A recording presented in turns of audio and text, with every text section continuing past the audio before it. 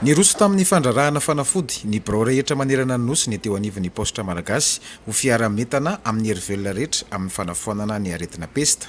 Eto tsara manamarika fa ho fiarovana izay sy fitandrona fahadiovana satria ny piasan'ny Paositra hatreto aloha dia tsy mbola nisy tranga voambara fa voan'ny aretina Pesta.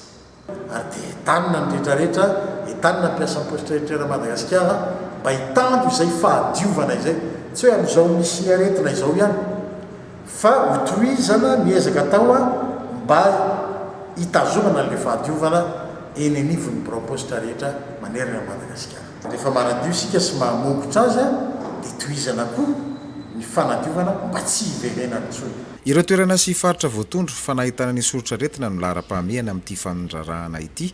Na izany aza nefa dia ahazo ny anjarany avokoa ireo maso voa miisa 500 eto Madagasikara.